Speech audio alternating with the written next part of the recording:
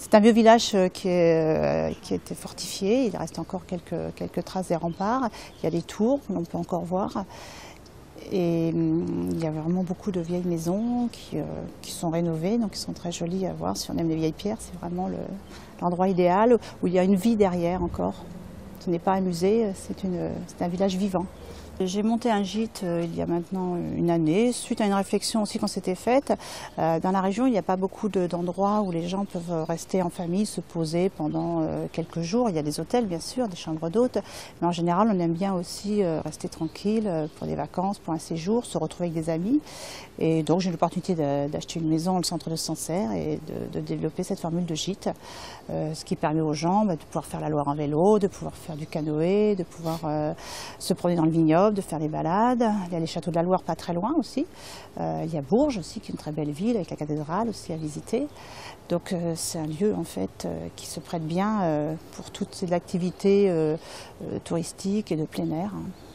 Alors on se trouve dans le village de Chavignol, donc, qui est un petit hameau de la commune de Sancerre, donc qui est réputé pour son fromage de chèvre, c'est-à-dire le crottin de Chavignol, qui est en appellation d'origine protégée.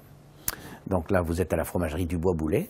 Vous avez toute la fromagerie d'affinage. Et ici, vous êtes dans un petit musée, sans être prétentieux, qui retrace un petit peu l'histoire du crottin de Chavignol, l'histoire de la maison, puisque c'est la plus vieille maison qui existe au niveau du crottin de Chavignol. Elle date de mon arrière-grand-père, Moïse Boulet, qui a commencé le métier d'affineur en 1896 ici. Donc on a un petit musée. Je reçois souvent des groupes pour leur expliquer tout sur le Chavignol, du début jusqu'à la fin. Donc c'est toujours intéressant pour tout le monde. Et puis on termine souvent par une petite dégustation pour en apprendre un petit peu plus. Alors vous êtes ici à l'auberge Joseph Mello. Moi je suis la fille de Joseph Mello et c'est la plus vieille auberge de la ville de Sancerre, créée en 1883.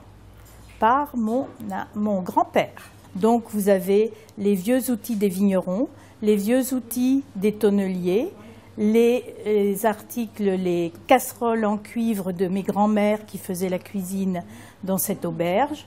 Vous avez également un tableau original de Claude Rameau, qui est un peintre de Loire, très connu jusqu'au Louvre à Paris. Et tous nos visiteurs étrangers adorent cette auberge pour ce mini-musée du vigneron qui se trouve ici. Ici, c'est une ambiance, c'est une cuisine traditionnelle avec les spécialités du terroir. La particularité de cette maison, c'est que les clients sont accueillis avec toujours un verre de Sancerre, un fromage de chèvre. Après, ils peuvent agrémenter leur repas avec les spécialités régionales et goûter nos vins et bien sûr emporter les vins des vignobles Joseph Mello. Alors on est en plein cœur de Sancerre, on est juste à côté de la place principale qui s'appelle la Nouvelle Place. On est entre la Nouvelle Place et la Porte César, ce qu'on appelle le lieu panoramique de Sancerre. Alors nous sommes dans le magasin qui s'appelle La Vigne et le Vin. C'est un magasin qui a été créé en 1960 par Madame Josette Mello, donc la femme de Joseph Mello, qui tenait déjà l'auberge à cette époque-là. Et donc l'objectif, c'est quand même toujours de présenter les vins du domaine et de proposer à la dégustation et à la vente les vins du domaine et puis quelques articles de table, tout ce qui va autour du vin. La maison de Sancerre, c'est la maison des vignerons de Sancerre, dont la vocation est d'expliquer le vignoble, de montrer la géologie aussi sancerroise. Il y a une très belle scénographie qui explique justement les différentes aires qui ont permis d'avoir cette géologie maintenant. Et ça explique, c'est une très belle exposition sur le Sancerrois.